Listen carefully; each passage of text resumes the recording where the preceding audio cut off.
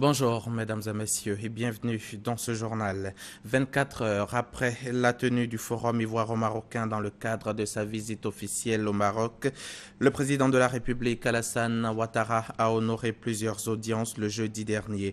Le chef de l'État a d'abord reçu plus d'une dizaine de chefs d'entreprise du Maroc à sa résidence. Il a ensuite rencontré des opérateurs économiques ivoiriens. Au cours des différents échanges, le président de la République a réaffirmé sa volonté de faire de la coopération ivoiro-marocaine un véritable instrument pour le développement de la Côte d'Ivoire. Le Premier ministre Daniel Kablan-Duncan, lui, est depuis mercredi à Davos, en Suisse, où il prend part au Forum économique mondial. Ce vendredi, il a participé à plusieurs ateliers portant sur la sécurité alimentaire et les déficits énergétiques. On retrouve notre envoyé spécial, Alexis Ouedraogo. Un agenda bien chargé pour cette troisième journée du Forum de Davos. Les questions de sécurité alimentaire et de déficit en énergie sur le continent africain ont été abordées au cours d'ateliers auxquels le chef du gouvernement a pris part ce matin. Avec plus de 950 millions d'habitants, l'Afrique ne connaît que 30% d'accès à l'électricité alors qu'elle regorge de potentialités. L'un des problèmes donc importants, c'est le problème du financement du secteur donc électrique. J'ai indiqué que le président de la République, lui, il a souhaité que ce soit le secteur privé qui finance l'électricité chez nous, sous forme donc de BOT ou BOO. Et c'est le cas par exemple au niveau d'Azito, c'est le cas notamment au niveau donc de Cyprel.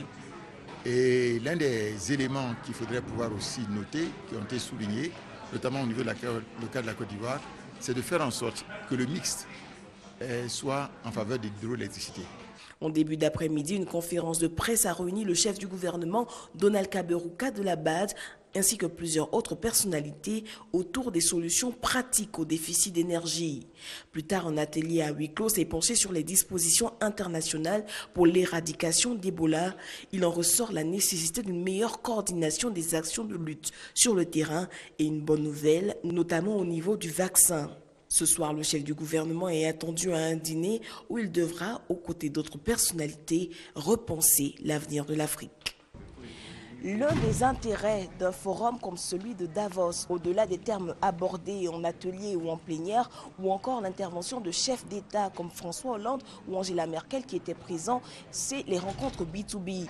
Exemple palpable, la rencontre entre le chef du gouvernement ivoirien, Daniel Kablan-Duncan, et Aliko Dangote, ce richissime homme d'affaires nigérian. Il a réaffirmé sa ferme intention de maintenir son investissement dans le pays, près de 100 millions de dollars dans les cimenteries. Si la chose est faite, ce sont des milliers d'emplois qui seront créés en Côte d'Ivoire. Merci Alexis Ouedraogo depuis Davos donc en Suisse. On revient à Abidjan mais on s'arrête un moment à l'aéroport qui est déjà admis à la quasi-totalité des épreuves de l'Organisation internationale de l'aviation civile. L'ambassadeur des États-Unis est allé par lui-même ce vendredi constater les résultats des mesures de sûreté et de sécurité prises par les autorités aéroportuaires ivoiriennes. Son Excellence Terence McCauley prépare ainsi l'arrivée à Abidjan des experts de son pays en charge de l'évaluation du processus de certification de l'aéroport international Félix Houphouët-Boigny d'Abidjan-Port-Boué. Une étape déterminante donc vers l'ouverture d'une ligne directe entre la Côte d'Ivoire et les États-Unis d'Amérique. Lanciné Bakayoko, Sylvie Touré. Le centre des opérations d'urgence, le périmètre d'enregistrement, le filtrage des bagages de soute, le poste d'inspection et filtrage des passagers départ sont entre autres les zones et installations de l'aéroport d'Abidjan visitées par l'ambassadeur des États-Unis. Terence Maculé est allé se faire une idée de l'infrastructure en quête de la certification américaine. J'ai été très impressionné par toutes les mesures qui ont été mises en place, toutes les dispositions qui ont été mises en place ici à Abidjan pour assurer la sécurité et la sûreté et de l'aviation civile et des passagers. Pour mettre l'infrastructure aux normes internationales, le gouvernement a réalisé d'importants investissements. Les équipements de surveillance ont été modernisés, les instruments de sécurisation renforcés et les services aux usagers améliorés. Signe de ces évolutions positives, le niveau de sûreté a atteint 78%. Quant à la sécurité, le taux est de 64%. Une performance au regard du ratio communautaire qui est de 60%. La tutelle ne cache pas son optimisme. Nous sommes en très bonne voie. Les audits, aussi bien de l'UEMOA comme de l'OACI, nous donnent d'excellents résultats. Et l'OACI étant l'organe suprême, il n'y a pas de raison qu'au niveau des autorités de l'aviation civile américaine, on ne puisse pas avoir les résultats attendus. L'ouverture du ciel américain aux avions en provenance d'Abidjan permettra d'accroître substantiellement les échanges économiques entre la Côte d'Ivoire et les États-Unis. 1700 milliards de francs CFA, voilà l'objectif de recettes fixé à la Direction générale des impôts pour cette année 2015. Un vrai défi à relever par l'administration fiscale ivoirienne qui compte pour ce faire renforcer la procédure de contrôle auprès des contribuables. Le directeur général des impôts, Pascal Abinan-Kouakou, a profité d'une rencontre avec les journalistes le jeudi dernier pour lever un coin de voile sur cette nouvelle orientation. Jean-Louis Gbangbo. Pascal Abinan-Kouakou prévient, 2015 sera pour la Direction générale des impôts DGI l'année du contrôle. Cette année 2015 est décrétée comme l'année du contrôle à tous les niveaux. Je suis en train de faire une formation aux vérificateurs pour qu'ils aient les moyens pour affronter la comptabilité des entreprises. Par cette nouvelle orientation de la politique de collecte des impôts, le directeur général veut éviter de vivre la situation de 2014. 2014 s'est en effet achevé sur une contre-performance de la DGI. Alors qu'il était attendu de collecter 1500 milliards de francs CFA, les services des impôts ont mobilisé 1479 milliards. Les raisons, selon le DG, sont de 3 ordres. D'abord, il y a les revenus du pétrole, vous le savez. La production au niveau du pétrole a baissé. Deuxième raison, les recettes attendues au niveau de l'EVA. Vous le savez, les cours mondiaux se sont effondrés. Et troisième raison, les compensations. Cette année, l'objectif de recette est de 1700 milliards de francs CFA. Outre le contrôle qui sera renforcé, la Direction générale des impôts compte sur l'appui des médias pour atteindre cet objectif. Nous sommes dans un pays où le civisme fiscal n'est pas encore totalement compris. Il n'y a que les médias, la presse écrite, la télévision qui nous aident à faire en sorte que les Ivoiriens comprennent. Pour les agents du fisc, la consigne est claire dans leur rapport avec les contribuables, particulièrement les entreprises. Plus de cache-cache avec les impôts. Les populations d'Abidjan Sud, Port-Boué, Koumassi et Marcory vivent péniblement la situation de pénurie d'eau à laquelle elles sont confrontées depuis plusieurs années. L'état des lieux nous a permis de nous imprégner des réalités du terrain dans ces différentes zones. Des habitants ont décidé de prendre leur destin en main en installant près de chez eux soit des forages ou des puits ou mieux des suppresseurs. Pour mettre fin donc au calvaire de ces populations abidjanaises, le gouvernement a entamé des chantiers de grande envergure pour renforcer l'alimentation des populations en eau potable, dont la construction de la station de traitement d'eau de Beaunois. Elle a une capacité de 80 000 mètres cubes d'eau par jour, ce qui pourra couvrir largement les besoins en eau des populations. C'est ce que nous disent Geneviève Soro et Sylvie et Sidonie Davila.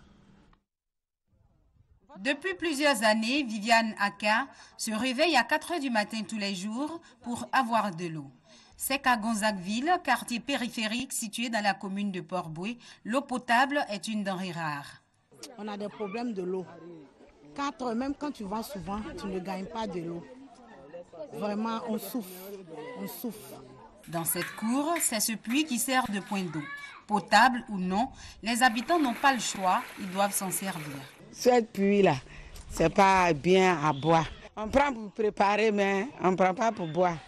On s'en puiser de l'eau avec les bidons pour venir boire. La commune de Marcory n'échappe pas à cette pénurie d'eau. Mais ici, ce sont les suppresseurs qui remplacent les puits. La crise de l'eau frappe tout Abidjan Sud, c'est-à-dire Port-Boué, Marcory et Koumassi.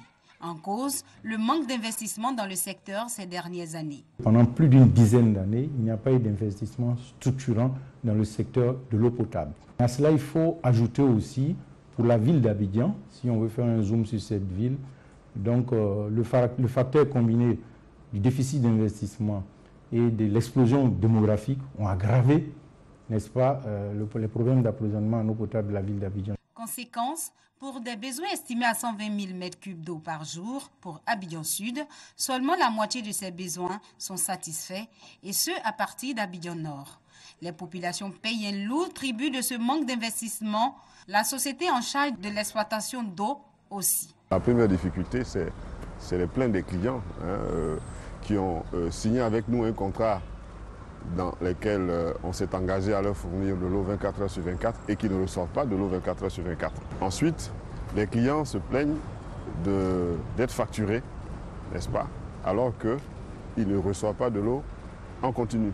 Cela se traduit évidemment par de graves difficultés.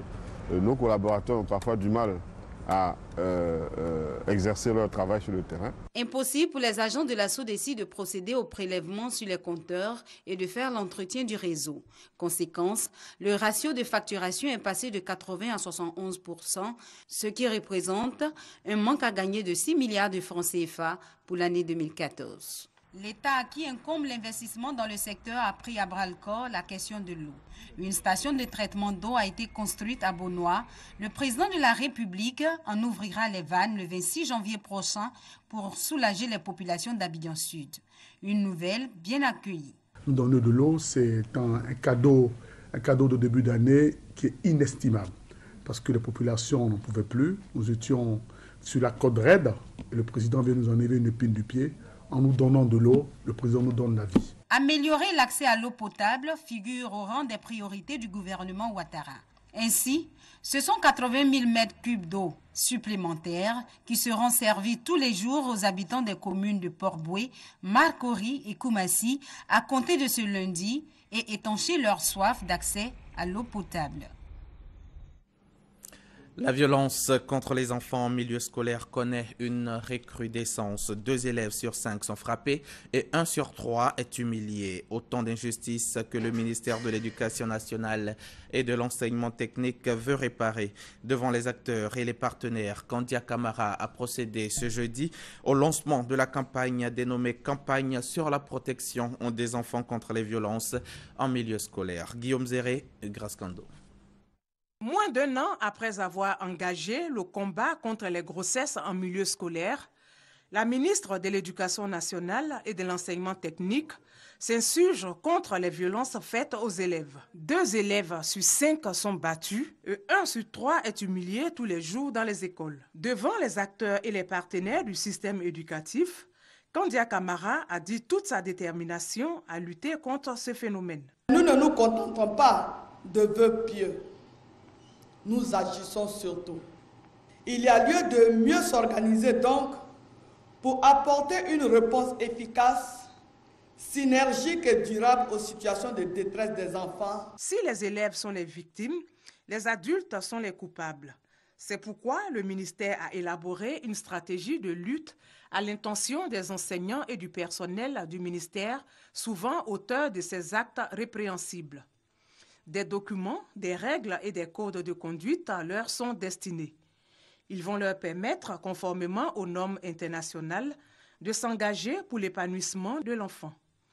Un engagement salué par les élèves et l'UNICEF, le Fonds des Nations Unies pour l'enfance. La première étape pour la solution du problème est là, parce que déjà, il y a la reconnaissance de Madame le ministre pour ce problème. Ça, c'est la première étape pour la résolution du problème à la longue terme. À ce lancement, la ministre Kandia Camara a exprimé son indignation face aux enlèvements et assassinats d'enfants.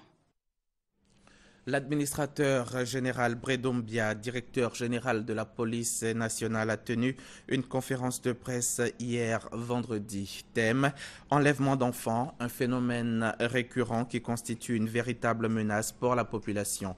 Objectif majeur de cette conférence: éclairer la population ivoirienne sur les dispositions prises par la police nationale pour endiguer ce mal.